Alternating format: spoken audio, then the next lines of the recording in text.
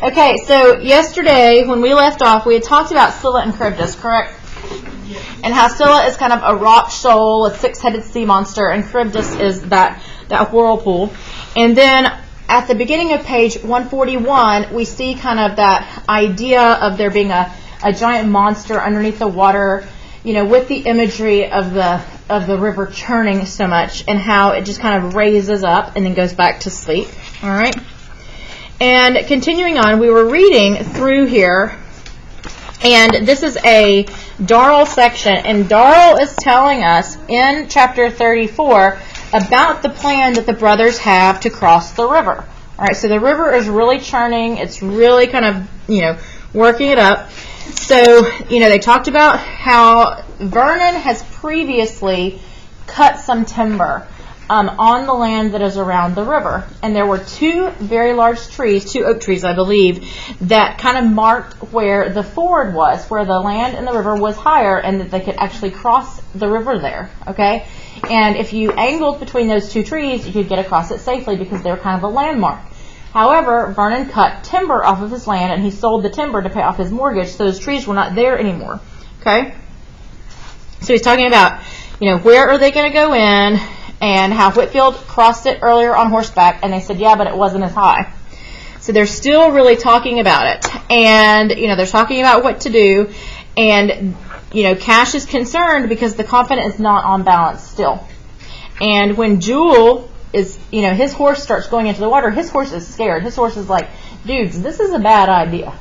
I'm an animal, and I've got like this sixth sense, and I'm telling y'all, this is not a good idea. His horse is scared, but they go ahead, and they go in. Cash looks in the water. He's concerned that the coffin is not on balance, all right? And they just continue on. You know, and the idea is that they are going to go ahead, and they're going to cross this. Jewel is going to have a rope that they have tied to the wagon, and he's going to cross on his horse, and then he and his horse and the rope are going to guide the wagon the rest of the way across. But that's not what happened. What happened? Yep. All right, so here at the bottom of 147, where we have a change in font.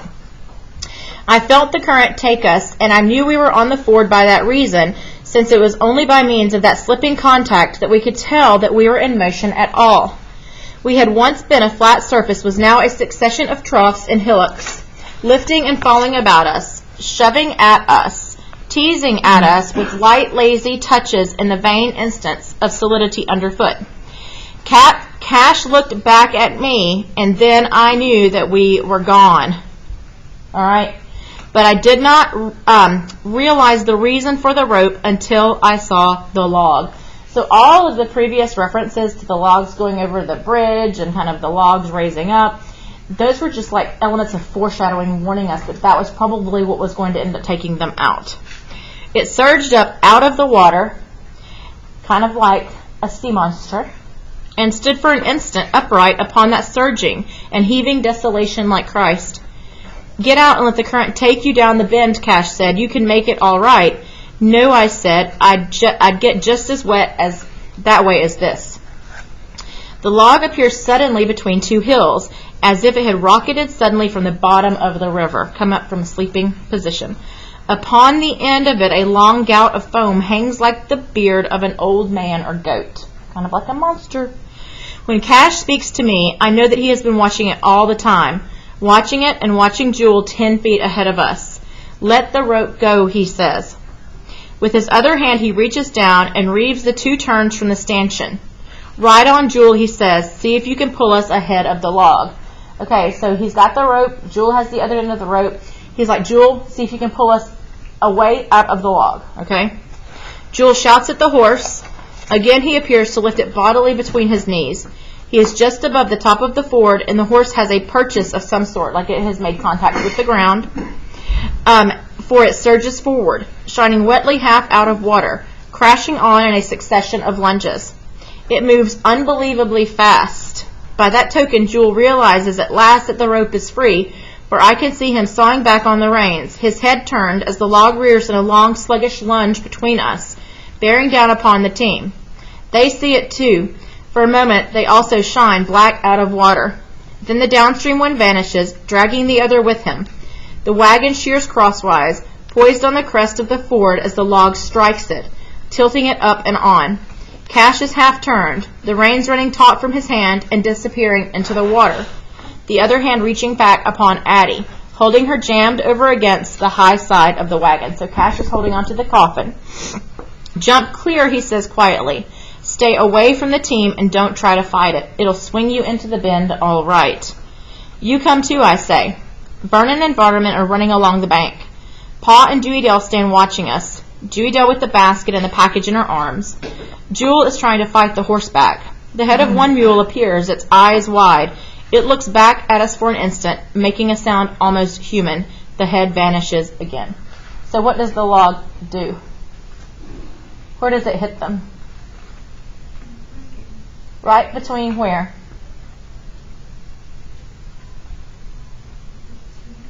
The team and the wagon, right where the team connects to the wagon.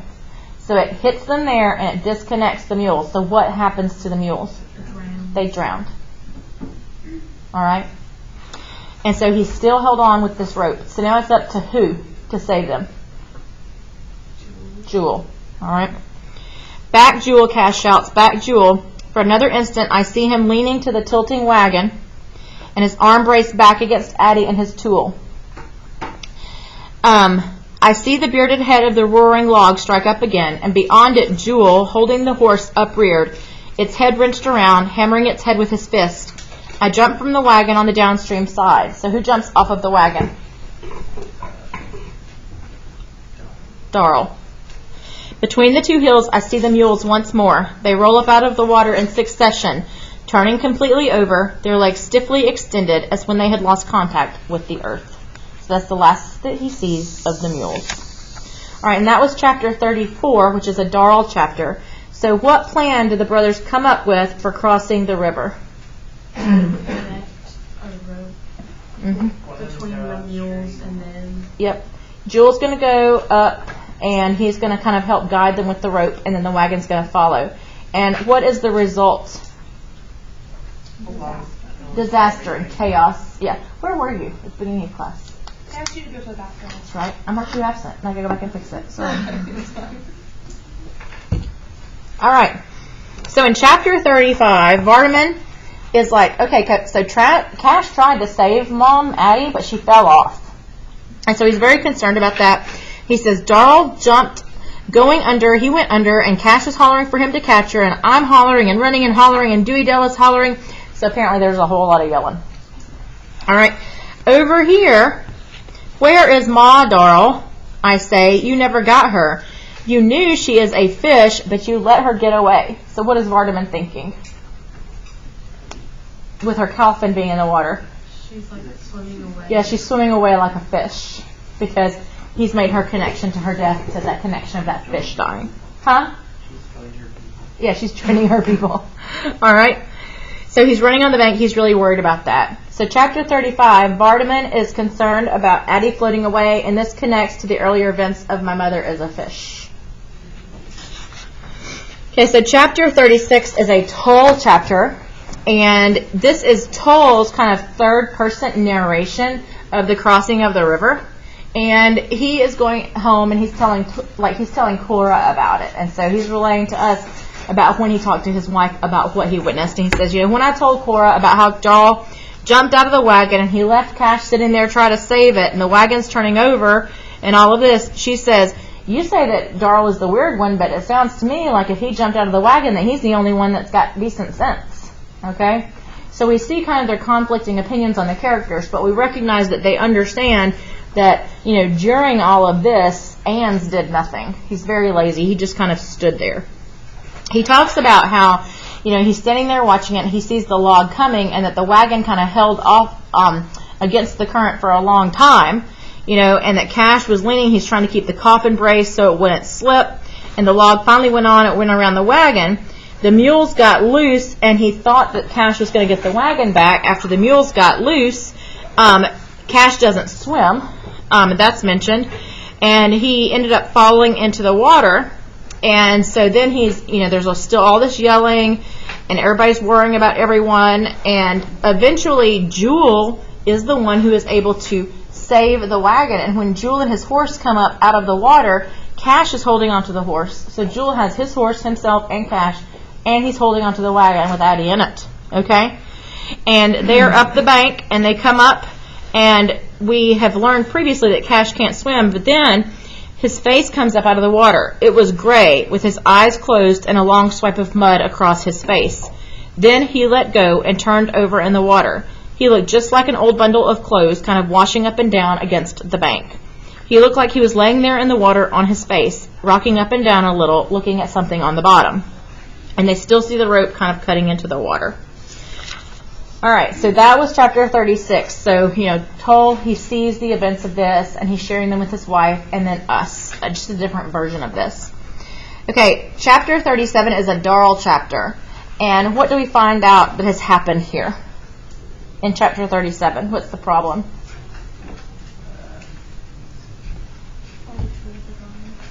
All the tools have fallen into the water. And what else? No mules. They're trying to save them because they don't want to get swept away. Yeah, they're trying to save the tools. And what else? Them almost drowned. Huh? Them almost drowned. Who almost drowned? Cat. And? What else happened to Cash?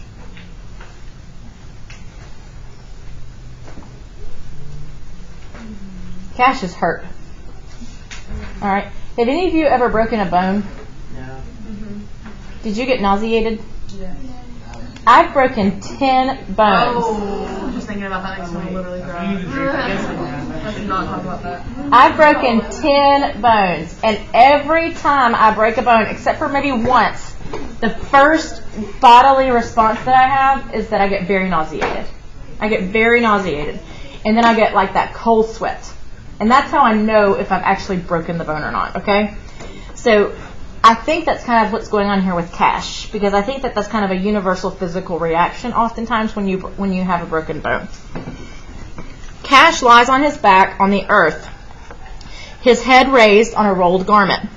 His eyes are closed, his face is gray, his hair plastered in a smooth smear across his forehead as though done with a paintbrush. His face appears sunken a little, sagging from the bony ridges of eye sockets. Nose, gums, as though the wetting had slacked the firmness, which had held the skin full. His teeth, set in pale gums, are parted a little, as if he had been laughing quietly. He lies pole thin in his wet clothes, a little pool of vomit at his head, and a thread of it running from the corner of his mouth and down his cheek, where he couldn't turn his head quick or far enough. So, in addition to almost drowning, so he's probably taken on some water that he's coughing up too, he has been hurt, and he is coming in and out of consciousness, all right? They've lost his tools. They know how important Cash's tools are to their family and to Cash. They're taking turns holding onto this rope and jumping into the water to retrieve his tools. And every time they get one, they're like, look, Cash, we found this. We found your plane. We found your saw. We found this. We found that.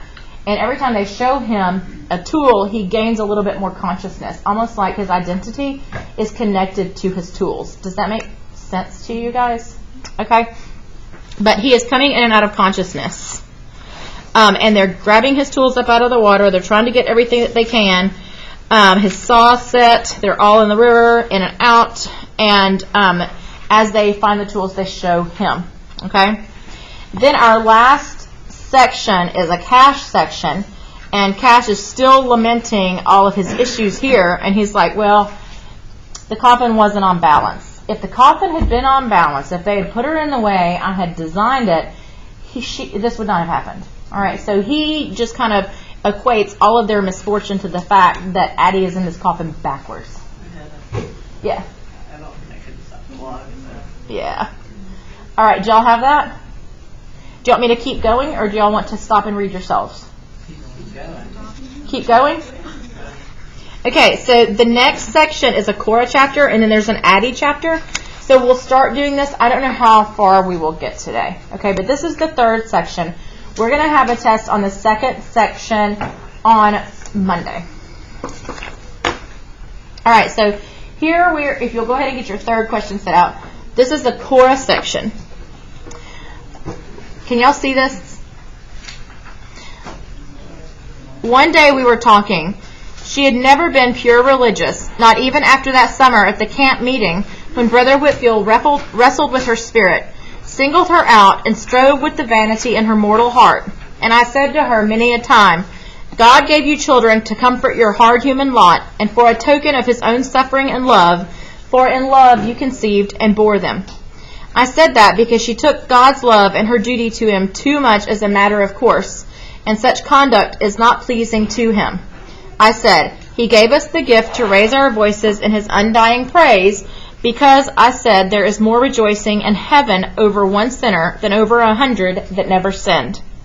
And she said, my daily life is an acknowledgement and expiation of my sin. And I said, who are you to say what is sin and what is not sin? It is the Lord's part to judge, ours to praise his mercy and his holy name in the hearing of our fellow mortals, because he alone can see into the heart. And just because a woman's life is right in the sight of man, she can't know if there's no sin in her heart without she opens her heart to the Lord and receives his grace. I said, just because you have been a faithful wife is no sign that there is no sin in your heart. And just because your life is hard is no sign that the Lord's grace is absolving you. And she said, I know my own sin. I know that I deserve my punishment. I do not begrudge it. And I said, it is out of your vanity that you would judge sin and salvation in the Lord's place. It is our mortal lot to suffer and to raise our voices in praise of him who judges the sin and offers the salvation through our trials and tribulations, time out of mind. Amen. Not even after Brother Whitfield, a godly man, if ever one breathed God's breath, prayed for you and strove as never a man could except him, I said. All right, I find this interesting because Cora is talking about Brother Whitfield wrestling with Addie's spirit at like this revival they were having. Was it her spirit?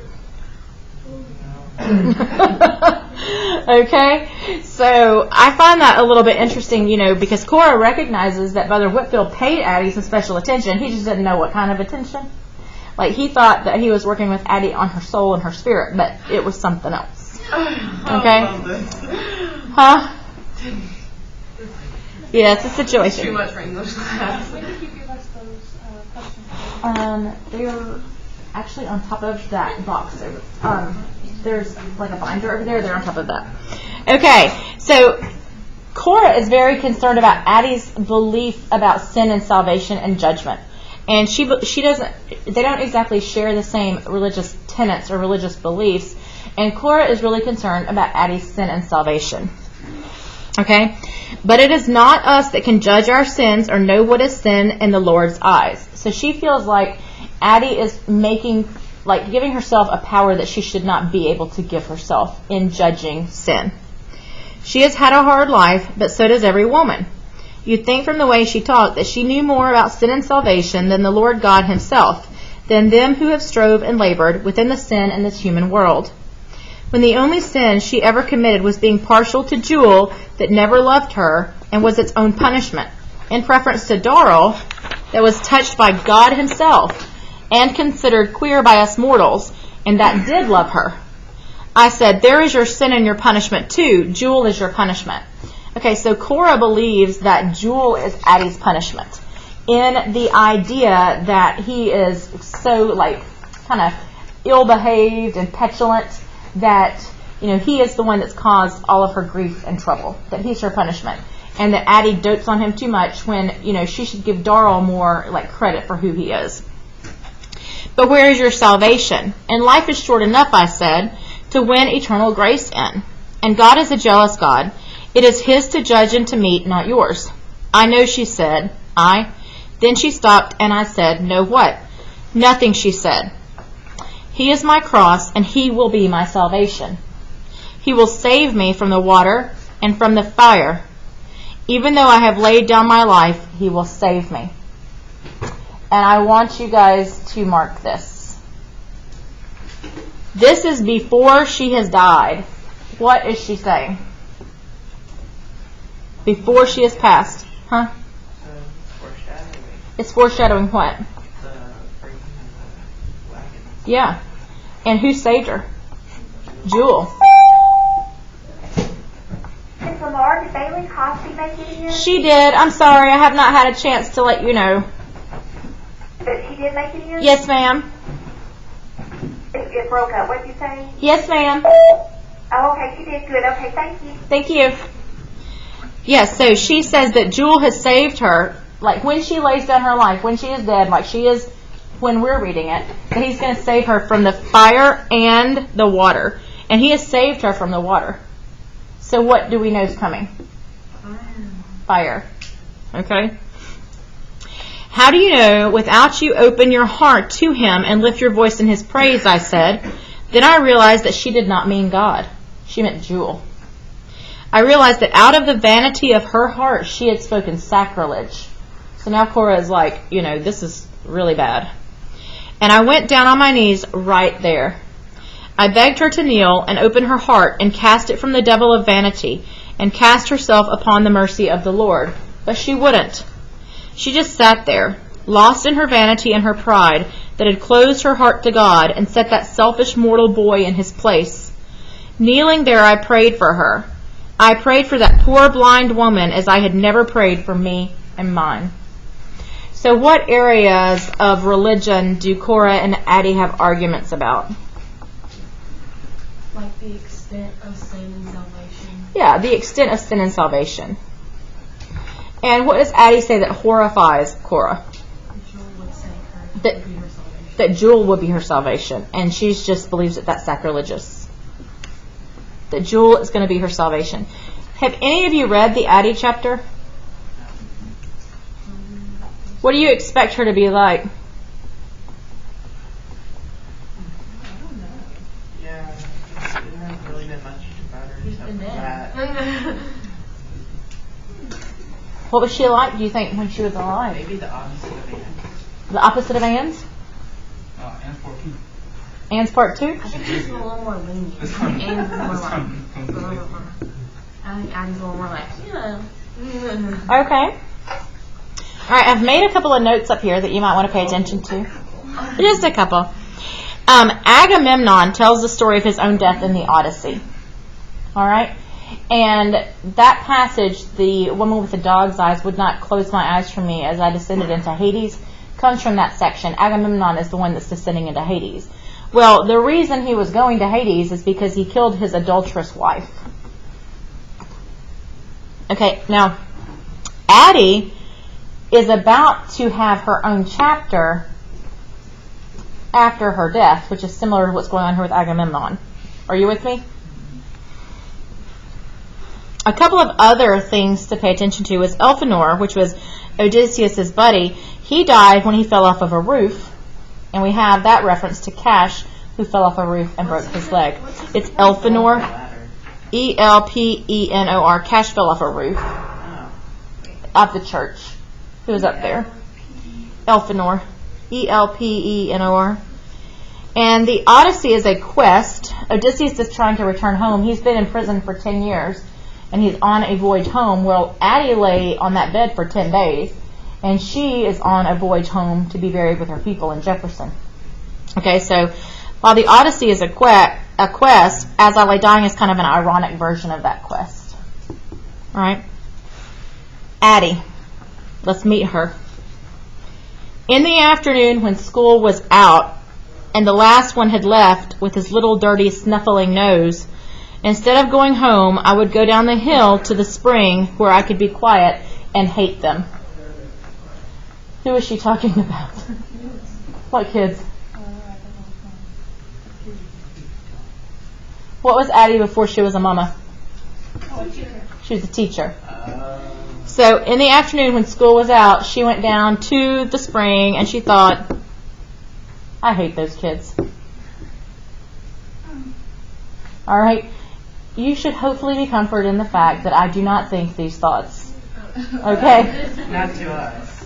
No. The other class. Not even them. All right. It would be quiet there then, with the water bubbling up and away, and the sun slanting quiet in the trees, and the quiet smelling of damp and rotting leaves and new earth. If you've ever smelled that smell, That's like very fertile soil. It's like life-giving. Like it has a certain fecundity to it, which is like fertile, wet soil that's kind of regenerative. Especially in the early spring, for it was worse then. I could just remember how my father used to say that the reason for living was to get ready and stay dead a long time. So, Addie is just like a ray of sunshine. And when I would have to look at them day after day, each with his and her secret and selfish thought, and blood strange to each other, blood and strange to mine, and think that this seemed to be the only way I could get ready to stay dead, I would hate my father for ever having planted me. I would look forward to the times when they faltered so I could whip them. When the switch fell, I could feel it upon my flesh. When it welted and ridged, it was my blood that ran, and I would think with each blow of the switch, now you are aware of me. Now I am something in your secret and selfish life who have marked your blood with my own forever and ever. So, yeah, she is not a very sunny person. The best part of teaching school for her is whipping the children. She looks forward to that because she's like, when you feel that pain, you know I exist in your life. It's kind of like the message. And so I took Ann's. What does that mean? So I married him. I saw him pass the schoolhouse 3 or 4 times before I learned that he was driving 4 miles out of his way to do it. So what was he doing? Yeah, trying to go by a seer.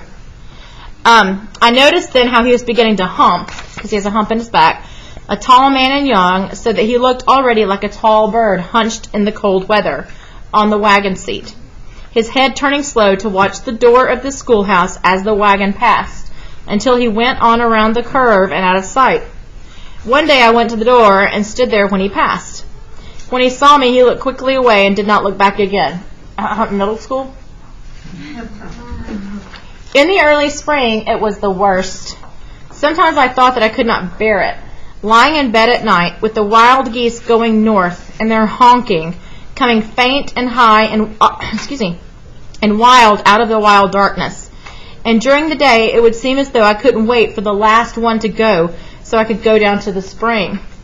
And so when I looked up that day and saw Ann standing there in his Sunday clothes, turning his hat round and round in his hands, I said, if you've got any women folks, why in the world don't they make you get your hair cut? I ain't got none, he said. Then he said suddenly, driving his eyes at me like 2 hounds in a strange yard, that's what I come to see you about. So what has Ann's come to see her about?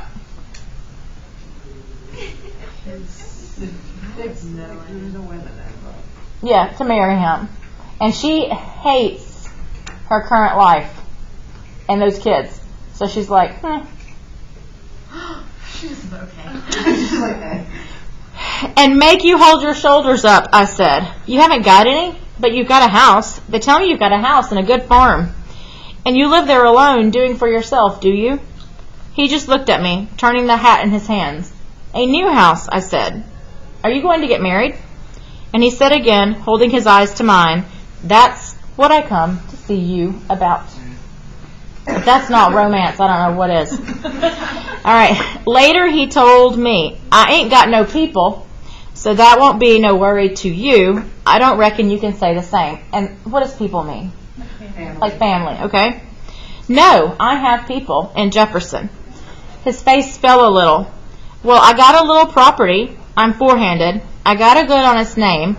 I know how town folks are, but maybe when they talk to me, they might listen, I said, but they'll be hard to talk to. He was watching my face. They're in the cemetery. But your living kin, he said, they'll be different. Will they? I said. I don't know. I never had any other kind. All right. So I took Ann's.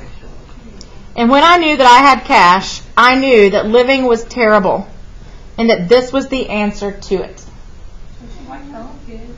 Oh, so like the cash made her see like the goodness in the world? Oh no. Yes. The where? Are you coming back? Oh, this was the answer to why life was terrible. I thought it meant like that life was terrible and this is the reason that it wasn't. I'm a little serious question. Uh-huh. Can I use your label maker? No. But I need it.